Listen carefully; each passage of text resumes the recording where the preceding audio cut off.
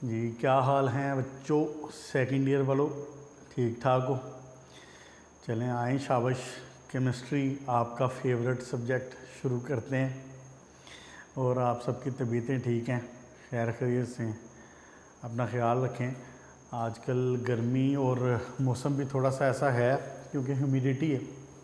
Humidity के मौसम में पानी का जो है ना, ये थोड़ा ज़्यादा ख्याल रखा करें, यानी पानी पीने के हवाले से, डिहाइड्रेशन के हवाले से, क्योंकि ह्यूमिडिटी में के मौसम में जो पसीना है वो इंसान को ज़्यादा आता है। वो जिसको कहते हैं ना कच्ची लस्सी पीना, वो कच्ची लस्सी ज़रा पीते रहें तो बेहतर होता है। बाकी अल्लाह ताला आपकी हिफाजत करें। अच्छा बच्चों, लास्ट टाइम हमने डिस्कस कर लिया था चैप्टर 4, ऐसे ही है, चैप्टर 4 हमने क्लोज़ कर दिया था। और चैप्टर 4 क्लोज़ करने के साथ ही आपका जो फर्स्ट टर्म का हाफ सिलेबस है वो भी ख़त्म हो गया। आपका जो फर्स्ट टर्म का हाफ सिलेबस है ना, वो है बेसिकली 8 चैप्टर हैं। आपके इल्म में होगा वैसे, आपकी जो फर्स्ट टर्म है ना, इसमें आपका चैप्टर नंबर 1, 2, 3, 4, 5, 6, 7 और उसके बाद 16, 1, 2, 3, 4, 5, 6, 7, 8 चैप्टर ये हैं आपके first term. First, second, third, fourth, fifth, sixth, seventh और 16। इसमें ये वाले जो चैप्टर हैं शुरू के, ये वाले चैप्टर ये हैं इनऑर्गेनिक के। चैप्टर 7 आपका है ऑर्गेनिक का, और चैप्टर 16 है आपका इन्वायरमेंटल केमिस्ट्री का। ठीक हो गया? हमने पहले 4 चैप्टर कंप्लीट कर लिए अल्हम्दुलिल्लाह, और मुझे उम्मीद है कि वो आपको समझ भी आ गए होंगे। इनऑर्गेनिक में थोड़ी सी मुश्किल इस हवाले से होती है कि रिएक्शन इसके याद करना थोड़ा मुश्किल होता है, बच्चों को प्रॉब्लम होती है इसमें। लेकिन बेटा एक ही हल है और वो है प्रैक्टिस।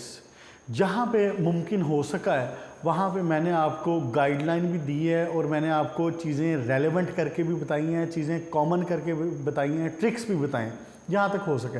लेकिन ऑब्वियसली वो पूरे इनऑर्गेनिक पे तो अप्लाई नहीं हो सकता, तो मुख्तलिफ होते हैं मामलात। और जब तक हो जाए ये आपका ये मुकम्मल हो गया तो बड़ी अच्छी बात है इंशाल्लाह ताला। और अब मैं ये सोच रहा हूँ कि आपको इनऑर्गेनिक से ना थोड़ी देर के लिए रिलैक्स किया जाए, और आपको एक और चैप्टर का जो है वो इन्जॉयमेंट वो करवाई जाए। और वो मैं शुरू करने लगा हूँ अब चैप्टर 16। हम क्या करेंगे, चैप्टर 16 पढ़ते हैं। चैप्टर 16 के बाद हम फिर दोबारा चैप्टर 5 पे आएंगे, 6 पे आएंगे, और 7th फिर हम इंशाल्लाह लास्ट में करेंगे। आपका ज़रा थोड़ा सा टेस्ट चेंज हो जाएगा, और आप पिछले कोई 2 महीने से जो बैठ के इक्वेशंस को और रट्टे लगा रहे हैं और बोर टाइप हो रहे हैं थोड़े से, आपको 16 चैप्टर अच्छी खासी जो है ना इंटरटेनमेंट मुहैया करेगा। डायरेक्टली रिलेटेड होता है आपके साथ, हमारे साथ, हमारी इन्वायरमेंट के साथ। तो आए इंशाल्लाह ताला इसको शुरू करते हैं चैप्टर 16 को, और देखते हैं कि ये क्या कहता है। अच्छा, एक बात पहले मैं आपको बता दूं, वो ये कि जो चैप्टर 16 है ना आपका, इसमें बोर्ड में लॉन्ग क्वेश्चन बना करता है।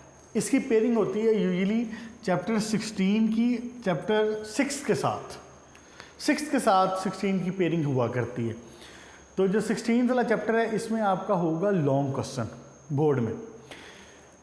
हम ये रेकमेंड करते हैं कि आप लॉन्ग क्वेश्चन बोर्ड से ऑर्गेनिक से अटेम्प्ट करें, लेकिन कुछ बच्चे इनऑर्गेनिक से अगर अटेम्प्ट करना चाहते हैं तो उनके लिए 6 और 16 का जो कम्बिनेशन है वो सम टाइम कुछ बच्चों के लिए वो अच्छा होता है।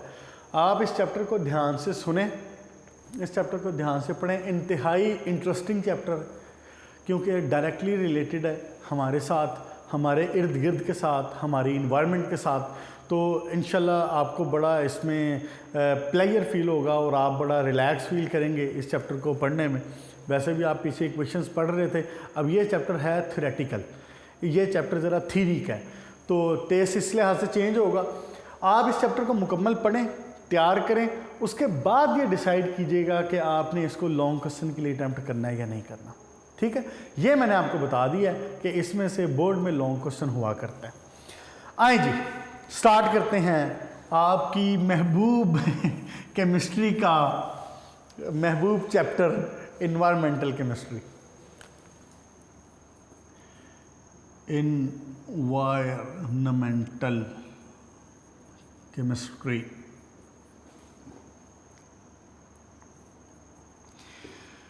बेटा नाम से ही जाहिर है, आपने देखा कि नाम से जाहिर है कि इस चैप्टर में आपने पढ़ना क्या है। इस चैप्टर में आपने इन्वायरमेंट और इन्वायरमेंट में जो केमिस्ट्री इन्वॉल्व है वो पढ़नी। एक्चुअली मामला ये है, इसकी ज़रूरत क्यों पेश आती है हमें। देखें, पहले जब दुनिया की, हमारे मुल्क की आबादी कम थी, रिसोर्सेज भी कम थे, लेकिन उस वक्त जितने भी रिसोर्सेज थे वो यूजुअली पूरे हो जाया करते थे। चाहे वो गंदम की फसल हो, चाहे वो कपास की फसल हो, चावल हो। आबादी भी कम थी, फसलें भी कम उगती थी, फल फ्रूट कम होता था, लेकिन चूंकि आबादी कम थी वो गुजारा हो जाता था, पूरा हो जाता था। फिर लोगों के लिए जो सफ़र के तरीक़ेकार थे, घोड़े वगैरह हो गए, गधे हो गए, खच्चर हो गए, इन चीज़ों के ज़रिए सफ़र हुआ करता था। गाड़ियों वगैरह का कंसेप्ट नहीं था। फिर आपके घर में एसी भी नहीं था, आपके घर की दीवारें भी इस तरह से इंसुलेशन वाली नहीं थी। अब आप जैसे मज़े से बैठ के लेक्चर घर में एसी में लेते हैं, ये सहूलत भी नहीं थी।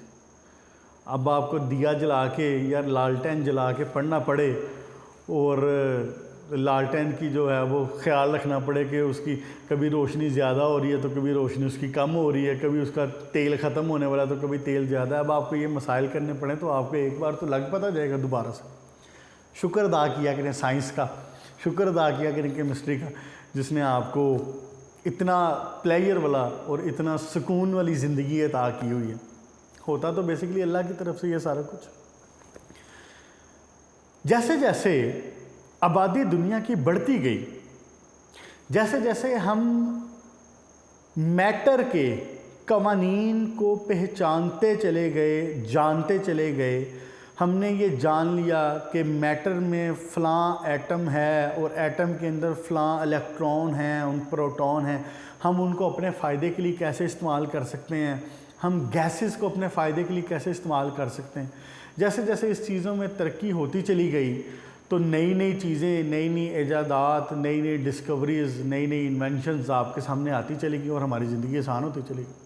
अब आप में से मेरा नहीं ख्याल कि किसी ने यहाँ से मेन कैंपस से आपके ठोकर तक जाना हो तो मेरा नहीं ख्याल आप में से कोई उबर पे कॉल करके घोड़ा मंगवाता है या मंगवाता है। आप गाड़ी मंगवाते हैं, आप बाइक्स मंगवाते हैं। ये गाड़ी और बाइक्स आपको कौन दे रहा है? ये बेसिकली आपने मैटर के कवानीन को पहचाना है और आपने इनको इस्तेमाल किया। आपका वो गाड़ी, आपकी वो बाइक बग़ैर पेट्रोल के, बग़ैर डीज़ल के चलाना मुमकिन नहीं है। ऐसे ही अब हमारे पास नई टेक्नोलॉजीज़ आ रही हैं कि हम उनको बिजली से चला सकते हैं या हम उनको पानी से चला सकते हैं। तो जब इंशाल्लाह ताला वो फुली फंक्शनल होंगी और इस्तेमाल में आ जाएंगी तो फिर उनको देखेंगे। लेकिन फ़िलहाल आपके लिए जो ऑयल है, अभी पिछले दिनों ऑयल की शॉर्टेज हुई थी मुल्क में, तो लग पता गया था सबको, आपकी जो मूवमेंट है वो रिस्ट्रिक्ट हो जाती। ऐसे ही अब जहाँ तक हम देख रहे हैं कि साइंस के फ़ायदे हमें हो रहे हैं, केमिस्ट्री के फ़ायदे हो रहे हैं, इन चीज़ों के इन्वेंशंस के फ़ायदे हो रहे हैं, लेकिन साथ साथ जब आप यही गाड़ियाँ, यही बाइक्स इस्तेमाल करते हैं तो आप इनमें फ्यूल बर्न करते हैं। इनमें फ्यूल बर्न करते हैं तो फिर आपको पिछले साल दिसंबर तक तो स्मोग मिला था। आपको क्या कहा मैंने? स्मोग। इस साल खबर है कि इंशाल्लाह स्मोग कम होगा, और वो खबर जो कम होगा इंशाल्लाह ताला, वो उसकी रीज़न क्या है? उसकी रीज़न यही है कि लॉकडाउन था, आपकी मूवमेंट नहीं रही, आपकी इंडस्ट्री बंद रही है, आपकी ट्रांसपोर्ट बंद रही है, इसलिए इंशाल्लाह ताला उम्मीद है कि स्मोग में भी कमी होगी इस बार। लेकिन पिछले साल तक तो अच्छा खासा स्मोक होता है। वो स्मोक क्यों होता है? केमिस्ट्री के बच्चे हैं, आप सियाने बयाने बच्चे हैं माशाल्लाह, आप तो जानते हैं कि वो स्मोक मेनली है ही आपके इन फ्यूल की बर्निंग की वजह से, आपकी इंडस्ट्री में जो फ्यूल बर्न हो रहा है उसकी वजह से, ट्रांसपोर्ट में जो फ्यूल यूज़ हो रहा है उसकी वजह से स्मोक हो रहा है। जब ये सारे मामला हद से बढ़ जाते हैं ना, ये सारे मसाइल, तो फिर हमें ये पता चला कि ओहो, हम तो एडवांसमेंट तो कर रहे हैं, हमारे पास आसानियां तो हो रही हैं, लेकिन उसके साथ साथ we are degrading our environment. और इसकी डिग्रेडेशन, इन्वायरमेंट की degradation is directly affecting our life. शुरू में एहसास इतना नहीं हुआ, शुरू में इतना एहसास नहीं हुआ। जब ये मामला बहुत ख़राब हो गया ना, तो फिर पता चला कि यार ये तो काम ख़राब। आपको पता है अब ये जो स्मोक है, अल्लाह का शुक्र है अब तो एडवांसमेंट है, हमें पता है, और पाकिस्तान में उस लेवल तक है भी नहीं। स्मोक सबसे पहले 1950s में, I guess if I am not wrong, 1952 की बात है, लंदन के लोग रात को ठीक ठाक सोए और सुबह उठे, तो सुबह उठ के जब बाहर उन्होंने देखा तो सूरज नहीं निकला हुआ, सूरज उनको नज़र नहीं आया, सूरज की रोशनी नहीं थी। उन्होंने देखा कि पूरी इन्वायरमेंट, पूरे का पूरा शहर एक अंधेरे में डूबा हुआ है, एक धुएं वाला माहौल है। किसी ने इतना नोटिस ना किया, अच्छा चलो ठीक है हो गया धुआं तो खैर है, ओके, ऑफिसेज जाना शुरू कर दिया, स्कूल जाना शुरू कर दिया, कॉलेजेस जाना शुरू कर दिया। लेकिन शाम तक उसमें से बेशुमार लोग बीमार होकर गिर पड़े। ये बीमारी की जो सूरत हाल थी ना, ये हर दिन के साथ बढ़ती चली गई। लंदन में जब ये स्मोक पहली बार अपीयर हुआ था तो करीब 12 से 14 दिन के लिए रहा था और हज़ारों डेथ हुई थी, 50,000 के करीब डेथ्स हो गई थी, जिसमें बच्चे भी शामिल थे और जिसमें बूढ़े भी शामिल थे। इनकी तादाद हमेशा ज़्यादा हुआ करती है किसी भी पैंडेमिक में, किसी भी मसले में, और जवान भी ऑब्वियसली शामिल थे कुछ हद तक। उसके बाद फिर इंसान को, उसके बाद फिर साइंटिस्ट को ये एहसास हुआ कि हम जो साइंस के नाम पे, जो तरक्की के नाम पे चीज़ों को इंट्रोड्यूस करवाते चले जा रहे हैं, these things will surely have adverse effect if not today tomorrow. अगर आज नहीं तो कल श्योरली नुकसान हो गई होगा। हज़ारों की तादाद में जब डेथ हुई तो फिर साइंटिस्ट सर जोड़ के बैठे और उनको पता चला कि यार ये तो आपने इंडस्ट्रियलाइजेशन के नाम पे, ट्रांसपोर्टेशन के नाम पे जो आपने फ्यूल बर्निंग का कोई हिसाब किताब के बगैर शुरू किया हुआ था, ये तो सारा स्मोक उसकी वजह से है। उसके बाद फिर उसको कंट्रोल करना शुरू किया और आज अल्हम्दुलिल्लाह शुक्र है पाकिस्तान में जब होता है तो इतनी एडवर्स सूरत हाल नहीं होती, हम अवेयर भी हैं और हम उसको कंट्रोल भी करते हैं। ये ज़रूरत है इन्वायरमेंटल केमिस्ट्री की। ये ज़रूरी था कि फिर हम जानें कि जिस इन्वायरमेंट में, जिस जगह पे इंसान, जिस जगह पे मैं, जिस जगह पे हमारी फैमिलीज़ रह रही हैं, हमारे दाएं बाएं हमारा इन्वायरमेंट हमसे क्या चाहता है और हम उससे क्या चाहते हैं और हम क्या चीज़ें करें कि उसका इफ़ेक्ट जो है वो उसके ऊपर एडवर्स हो सकता है, ख़राब इफ़ेक्ट हो सकता है। यह ज़रूरत है इन्वायरमेंटल केमिस्ट्री की। और आजकल के दौर में ये one of the hottest topic है और one of the favourite topic है इन्वायरमेंटल केमिस्ट्री। इसके ऊपर बड़ी रिसर्च हो रही है। आपने देखा है पिछले दिनों, ये शायद 4-5 माह पहले सुप्रीम कोर्ट ने इसके ऊपर जो पाबंदी लगाई थी आपके शॉपिंग बैग्स के ऊपर, वो क्यों लगाई थी पाबंदी? वो इसीलिए कि आप पीवीसी शॉपिंग बैग्स यूज़ कर रहे हैं, जो उसमें यूज़ कर रहे हैं प्लास्टिक बैग्स आप, यार वो डिग्रेड नहीं हो रहा, वो हज़ारों साल नहीं डिग्रेड होगा, वो पड़ा पड़ा आपके इन्वायरमेंट का सत्यानाश करेगा, आपके समुद्रों का, आपकी ज़मीन का सत्यानाश करेगा। इसीलिए फिर सुप्रीम कोर्ट ने कहा था कि नहीं जी आप ये प्लास्टिक बैग्स बंद करें इस्तेमाल करना और पेपर बैग्स की तरफ आएँ। ऐसे ही वक्त के साथ इंसान सीखता है और वक्त के साथ अप्लाई करता है। तो इन्वायरमेंटल केमिस्ट्री में बेसिकली हम पढ़ते क्या हैं? हम इन्वायरमेंटल केमिस्ट्री में ये पढ़ते हैं कि how we are related to our environment. हम अपने इन्वायरमेंट के साथ कैसे मुतल्लिक हैं। इन्वायरमेंट है क्या? मेरे अलावा मेरे इर्द गिर्द की हर चीज़ इन्वायरमेंट है। मेरा सराउंडिंग, जिस जगह पे मैं मौजूद हूँ, मेरे अलावा मेरे इर्द गिर्द की हर चीज़ इन्वायरमेंट है मेरे लिए। इसी तरह आपके अलावा आपके इर्द गिर्द की हर चीज़ आपके लिए इन्वायरमेंट है। आप अपनी इन्वायरमेंट पे कैसे इफ़ेक्ट करने हैं, आपकी इन्वायरमेंट आप पे कैसे इफ़ेक्ट कर रही है, इस सब चीज़ों का नाम, इन सब चीज़ों को स्टडी करना, it comes under the banner of environmental chemistry. ठीक हो गया? अब हम थोड़ा सा बेसिक्स की तरफ आते हैं। हम ये देखते हैं कि इन्वायरमेंट बेसिकली क्या है और इन्वायरमेंट के कंपोनेंट क्या हैं। मैंने क्या वर्ड यूज़ किया है? Components of environment. ये चैप्टर पूरा आपका लॉन्ग क्वेश्चन समझ लें, पूरे का पूरा चैप्टर। आज जो मैं बात करने लगा हूँ पेज नंबर 307 के ऊपर जो आपका इंट्रोडक्शन है उससे नीचे लिखा हुआ है कंपोनेंट ऑफ इन्वायरमेंट। ये आपका एक्सरसाइज का क्वेश्चन नंबर 4 भी है। एक्सरसाइज का क्वेश्चन नंबर 4 भी है। क्या बात कर रहा हूं? Components of environment. कंपोनेंट का क्या मतलब होता है? हिस्से, टुकड़े। इन्वायरमेंट किन चीज़ों से मिलकर बनी हुई है? कौन कौन से पार्ट्स हैं इन्वायरमेंट के?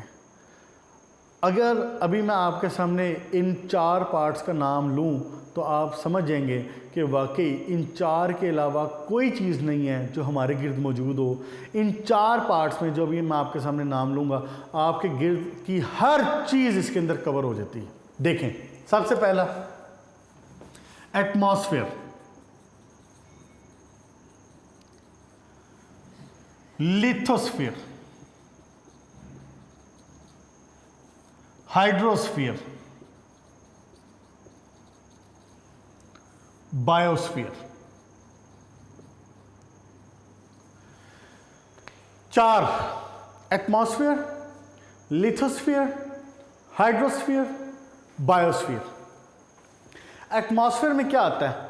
आपके गिर्द की गैसेस, इन्वायरमेंट में gases, air, nitrogen, oxygen, organ, helium, hydrogen, name it, जो कुछ भी है, सारा कुछ under the banner of atmosphere.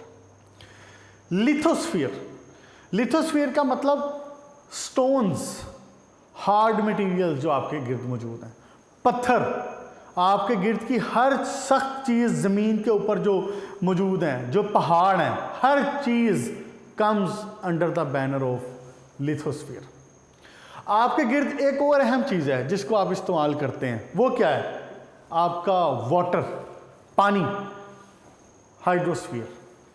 आपके गिर्द हर पानी का ज़ख़ीरा, हर पानी का सोर्स, पानी का हर मंबा, it will be discussed under the banner of hydrosphere. आपके गिर्द एक और भी चीज़ है। आप जैसे इंसान, जानवर, माइक्रो ऑर्गेनिजम्स, ये प्लांट्स, परिंदे, ये सारा कुछ जो लिविंग ऑर्गेनिजम्स हैं, वो सारा कुछ किस में आते हैं? बायोस्फीयर, जिंदा चीज़ों में। आपके गिर्द इन 4 चीज़ों के अलावा कोई चीज़ नहीं है। आपकी पूरी इन्वायरमेंट इसमें डिस्कस हो जाती है। एटमॉस्फेयर, लिथोस्फीयर, हाइड्रोस्फीयर और बायोस्फीयर। शुरू करते हैं एटमॉस्फेयर। एटमॉस्फेयर क्या है? आपके जनाबे अली, आपके गिर्द जो गैशियस मौजूद है, आपके गिर्द जो इन्वायरमेंट है, गैशियस इन्वायरमेंट है। एटमॉस्फेयर, आपके गिर्द का जो गैशियस इन्वायरमेंट है वो किस में आ जाएगा? एटमॉस्फेयर में आ जाएगा। लॉन्ग क्वेश्चन के तौर पे, शॉर्ट क्वेश्चन के तौर पे, दोनों हवालों से ज़हन में रखना है इसको। अगर लॉन्ग क्वेश्चन पूछता है तो फिर चारों पूछ लिया करता है। तो बेटा एटमॉस्फेयर में बेसिकली सारी गैसेस आ जाएंगी। अब इसमें आपको पता है कि आपकी एटमॉस्फेयर में आपने पढ़ा हुआ है कि नाइट्रोजन सबसे ज़्यादा परसेंटेज है, करीब 78, फिर ऑक्सीजन है अराउंड 21। ये दोनों मेन कंस्टिट्यूएंट हैं आपके इन जो एटमॉस्फेयर है इसका। उसके बाद जनाब अली ऑर्गन है, ये करीब 0.9 है। फिर CO2 है, ये 0.3% के करीब है, और फिर बाकी जो 0.1 बच जाता है, ट्रेसेस बच जाते हैं, इसमें ये सारे हाइड्रोजन भी आ जाएगी, हीलियम भी आ जाएगी, जीनॉन भी आ जाएगी, क्रिप्टॉन भी, नियॉन भी, ये सारी गैसेस उसमें आ जाती हैं ट्रेसेस में। जो मेन कंस्टिट्यूएंट है वो ये, nitrogen 78%, oxygen 21%, argon 0.9%, carbon dioxide 0.3%, argon 0.9 और कार्बन 0.03 होगा, सॉरी 0.03। अब जो बाकी बच जाता है थोड़ा सा इसमें से, वो बाकी सारे ट्रेसेस में आ जाते हैं। अब एटमॉस्फेयर में आ क्या रहा है, ये ज़मीन की सरफेस, और ज़मीन की सरफेस से आप ऊपर चले जाते जाएं, आपको पता है कि एयर प्रेशर आपका कम होता चला जाता है। ऐसे ही तो ज़मीन की सरफेस से आप जब ऊपर जाते हैं ना, तो करीब 1000 किलोमीटर तक, ये अर्थ है, ये अर्थ का सेंटर है, लेट्स से ज़मीन की सरफेस से करीब 1000 किलोमीटर तक, 1000 किलोमीटर तक का जो एरिया है, ये मेजर किया जाता है, ये जाना जाता है, और इसको डिस्कस किया जाएगा अंडर एटमॉस्फेयर, ये एटमॉस्फेयर में। लेकिन जब हम इसको स्टडी करते हैं तो हमें पता चलता है कि इस पूरे एटमॉस्फेयर में, ये एटमॉस्फेयर होगा ना, हवा होगी, गैस, इस पूरे एटमॉस्फेयर का जो 50% है वो सिर्फ आपके 5.6 किलोमीटर के अंदर अंदर है। यानी कि ज़मीन की सरफेस से जब मैं ऊपर जाऊं ना, तो 5.6 किलोमीटर तक, 5.6 किलोमीटर तक 50% ऑफ एटमॉस्फेयर मेरा मौजूद है। गैसेस के जो कंटेंट है, मेन कंटेंट, टोटल कंटेंट, उसका 50% 5.6 किलोमीटर के अंदर मौजूद है, बाकी 50% ऊपर में डिस्ट्रीब्यूट होता है। इसकी रीज़न आपको पता है कि ड्यू टू ग्रेविटी जो गैसेस हैं वो सारी करीब करीब रहती हैं, जैसे जैसे आप ऊपर जाते जाते हैं तो गैसेस की जो अमाउंट है वो कम होते चली जाती है। अगर आपको याद हो तो आपने एक और बात भी पढ़ी हुई है, वो बात क्या भला, वो बात क्या आपने पढ़ा हुआ है, ट्रोपोस्फियर। ट्रोपोस्फियर, जब आप ज़मीन की सरफेस से ऊपर जाते हैं ना, करीब 10 किलोमीटर तक का जो एरिया है, 10 किलोमीटर, इसको कहा जाता है ट्रोपोस्फियर। जब आप इससे ऊपर जाते हैं तो अराउंड 50 किलोमीटर तक इसको कहते हैं स्ट्रेटोस्फियर। जब आप इससे भी ऊपर जाते हैं तो करीब 100 किलोमीटर तक इसको कहते हैं मीजोस्फियर। और जब आप इससे भी ऊपर जाते हैं तो 200 किलोमीटर तक का जो एरिया है ये कहलाता है थर्मोस्फियर। या यहां से 100 से ऊपर का जो एरिया ये थर्मो में जाता है सारा, ये जो ऊपर का एरिया है 100 से ऊपर का एरिया ये सारा थर्मो में चला जाता है। क्या मैंने कहा है आपको, जमीन की सरफेस से इसको 1000 को बढ़ा दूं थोड़ा सा, ये ले 1000 किलोमीटर टोटल हम पढ़ेंगे। इंफॉर्मेशन के लिए बता रहा हूं कि हमारे ज़मीन की सरफेस से 10 किलोमीटर ऊपर तक ट्रोपोस्फियर, उससे ऊपर 50 किलोमीटर ऊपर तक स्ट्रेटोस्फियर, उससे ऊपर अप टू 100 किलोमीटर मीजोस्फियर, और उससे भी ऊपर जाएं तो थर्मोस्फियर। ट्रोपोस्फियर में हमारा जो मेन एयर कंटेंट है ये मौजूद है। आप देखें ना 5.6 किलोमीटर इसके अंदर ही आ गया ना, तो मेन एयर जो कंटेंट है हमारा इसके अंदर मौजूद है। हमारी नॉर्मल ज़िंदगी जो है वो सारी इसी ट्रोपोस्फियर में होती है। हमारे जहाज़ भी जो उड़ते हैं मैक्सिमम वो इसी हाइट तक जाते हैं। अब देखें ना आप 10 किलोमीटर का जो एरिया ये फीट में निकाला जाए तो कोई ये बनेगा 36,000 फीट के करीब, 36,000 फीट के करीब बनेगा। तो आपके जो जहाज़ उड़ते हैं, जो कमर्शियल प्लेन्स उड़ते हैं, जो एक मुल्क से दूसरे मुल्क ट्रांसपोर्ट का काम करते हैं, वो इसी एरिया में उड़ते हैं। आपको कभी इत्फाक हुआ हो तो वो आपको बताता है कैप्टन के जी इस वक्त हमारे जहाज़ की जो बुलंदी है वो 34,000 फीट है, या 35,000 या 36,000 फीट बुलंदी है, इतनी बुलंदी होती है इनकी। तो उसके बाद जनाब अली आप इससे ऊपर जाएँ तो स्ट्रेटोस्फीयर में आपकी ओजोन मौजूद है। ओजोन जो आपको कॉस्मिक रेज से बचाती है, जो आपको सूरज की हार्मफुल रेज यूवी रेज से बचाती है। उसके ऊपर मीजोस्फीयर और फिर थर्मोस्फीयर, उसके साथ हमारा ऐसा कोई डायरेक्ट अभी ताल्लुक नहीं है। क्लियर होगी बेटा बात। ये कहानी होगी आपकी एटमॉस्फेयर की। और इसमें क्या है कि आपकी जो ज़िंदगी की चीज़ें हैं सारी, living oxygen, carbon dioxide photosynthesis के लिए चाहिए, रेस्पिरेशन के लिए ऑक्सीजन चाहिए, वो सारा कुछ इसी आपके ट्रोपोस्फीयर के अंदर मौजूद है। इसके बाद जनाब अली हम आते हैं हाइड्रोस्फीयर के ऊपर। आपने देखा है कि आपके गिर्द और आपकी जो ज़मीन है इसका 97% जो हिस्सा है वो पानी है, ऐसी है ना, 97% हिस्सा पानी है। अभी मैं बात किसकी कर रहा हूं? हाइड्रोस्फीयर की। तो फिर जरूरी है कि इसको भी पढ़ा जाए। हाइड्रोस्फीयर में पानी के जितने आपको नजर आ सकते हैं सोर्सेज, वो सारे इसके अंदर आएंगे। क्या? समंदर, दरिया, तालाब, झीलें, नदियाँ, आपका पीने का पानी जो अंडरग्राउंड मौजूद है, जो पानी मौजूद है बर्फ़ की फॉर्म में मौजूद है, जो आइस कैप्स मौजूद हैं आपके पोल्स के ऊपर, नॉर्थ पोल, साउथ पोल, उनके ऊपर जो आइस कैप्स मौजूद हैं, बर्फ़ मौजूद, वो सारी under the banner of hydrosphere discuss की जाएंगी। ठीक हो गया? अच्छा, ये देखिए आप, ज़मीन का जो सेंटर है ना, ये करीब, इसका जो रेडियस है ना ज़मीन का, ये 6400 किलोमीटर है। ये ज़मीन का जो रेडियस है ना, ये 6400 किलोमीटर है।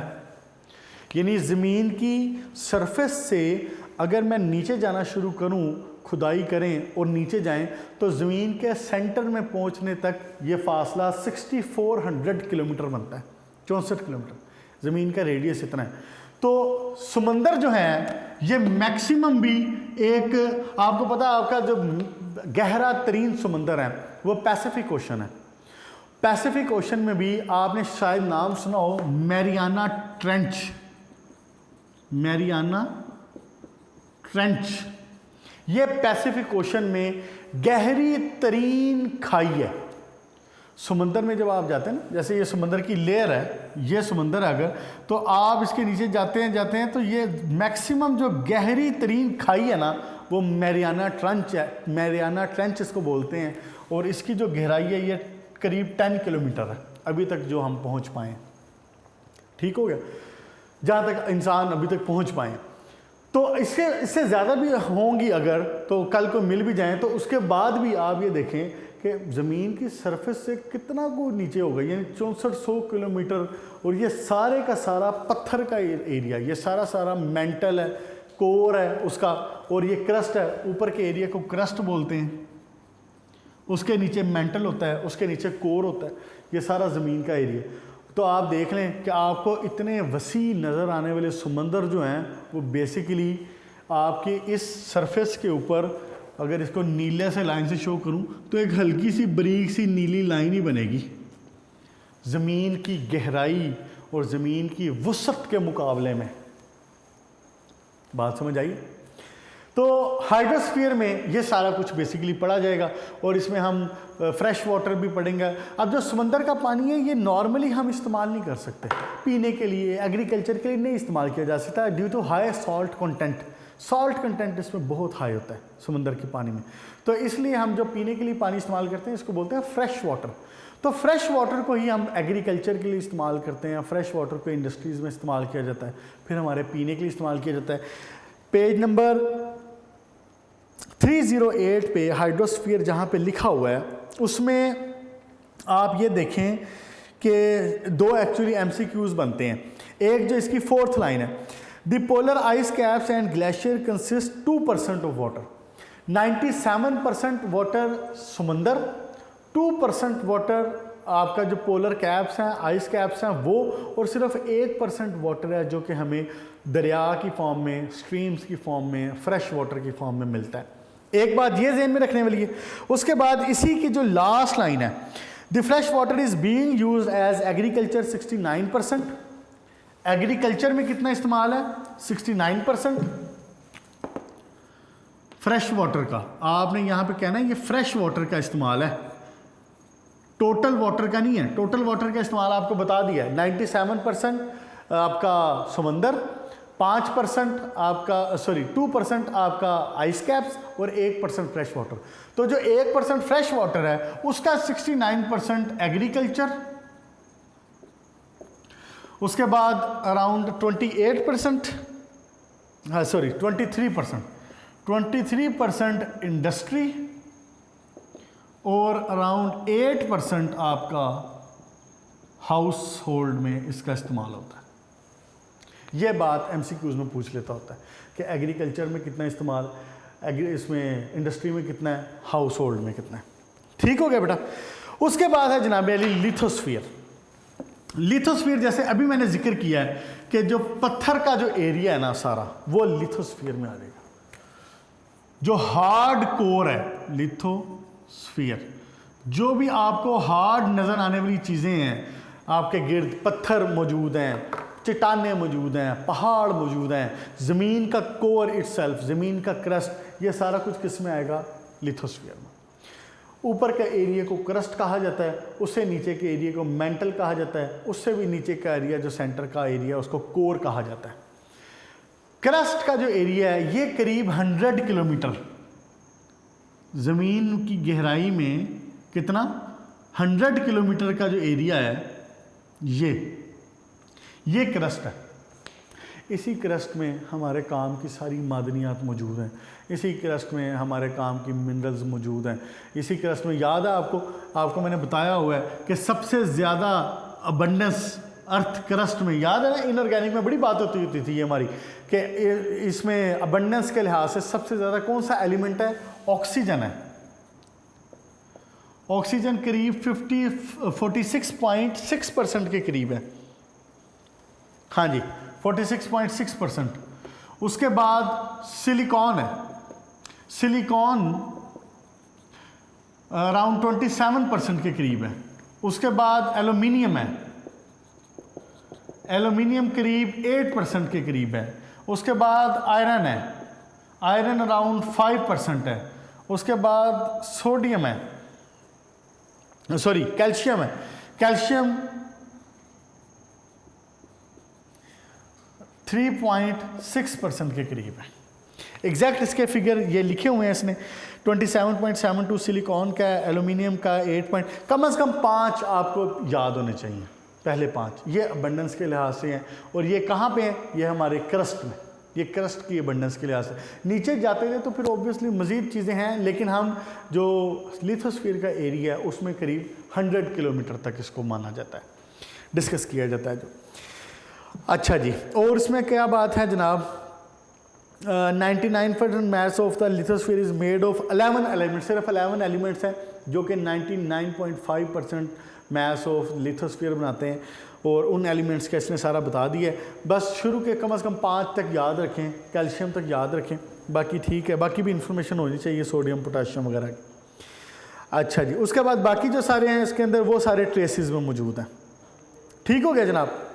उसके बाद लास्ट डिस्कशन की जो करनी है वो है बायोस्फीयर।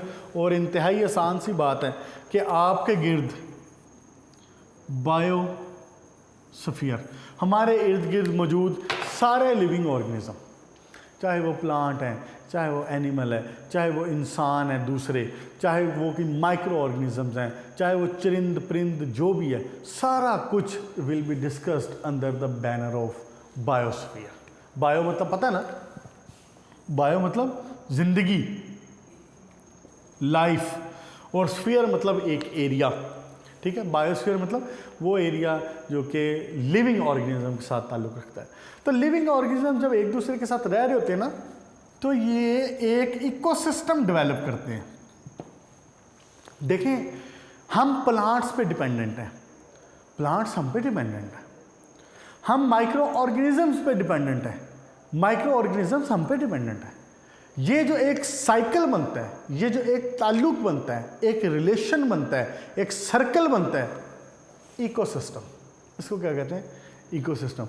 हम प्लांट्स को इस्तेमाल करते हैं, कंज्यूम करते हैं, खाते हैं, हम प्लांट से एनर्जी हासिल करते हैं, प्लांट से मिनरल हासिल करते हैं। और जब हम मर जाते हैं, इंसान मरते हैं या जो दूसरे जानवर हैं वो मरते हैं, तो सारे जो उनका जो मैस है, बॉडी मैस है, वो बेसिकली मिट्टी में मिल जाता है। तो जब मिट्टी में मिल जाता है तो वही मिनरल्स, वही सारी चीज़ें मिट्टी में चली गई, वही मिनरल्स फिर दोबारा प्लांट्स इस्तेमाल करते हैं। माइक्रो ऑर्गेनिजम्स नाइट्रेट्स में कन्वर्ट करते हैं, जो नाइट्रोजनस फिक्सिंग करते हैं, इसको ये जो एयर की जो नाइट्रोजन है इसको नाइट्रेट्स में कन्वर्ट करते हैं। हम इनको कंज्यूम करते हैं। कैसे कंज्यूम करते हैं? वो कंज्यूम करते हैं बेसिकली प्लांट्स, फिर उन प्लांट्स को हम कंज्यूम करते हैं। एक साइकिल बन गया ना। जब हम किल होते हैं, जानवर दूसरे किल होते हैं, तो फिर माइक्रो ऑर्गेनिजम्स हमारी बॉडी को डिस्ट्रॉय करके इसमें से एनर्जी हासिल करते हैं। Micro organisms, plants, human, living organism, एक सर्कल बन गया, इकोसिस्टम। क्लियर हो गया बेटा? पेज नंबर 308 तक, बायोस्फीयर तक इसको बात रखें। हम इंशाल्लाह ताला जो टाइप्स ऑफ पोल्यूशन से ऊपर वाला एक पैराग्राफ है पोल्यूशन का, यहाँ से इंशाल्लाह ताला इसको शुरू करेंगे। नेक्स्ट, आज हमने बात की है कि इन्वायरमेंट है क्या और इन्वायरमेंट के मेन कंपोनेंट कौन से हैं। 4 कंपोनेंट हैं, एटमॉस्फेयर, हाइड्रोस्फीयर, लिथोस्फीयर और बायोस्फीयर। एटमॉस्फेयर में हम गैसेस डिस्कस करते हैं, लिथोस्फीयर में हम जो क्रस्ट की, जो पत्थर की चीज़ें हैं वो डिस्कस होती हैं, और हाइड्रोस्फीयर में सारी वाटर बॉडीज़ डिस्कस होती हैं, और बायोस्फीयर में सारे लिविंग ऑर्गेनिज्म डिस्कस होते हैं। मेरा ख्याल है कि इंशाल्लाह आपको ये इंटरेस्टिंग लगा होगा और आगे भी मज़ीद इंटरेस्टिंग ये रहेगा। अपना ख्याल रखें, इसको अच्छे तरीके से याद करें। मुझे इजाज़त दें। Good luck.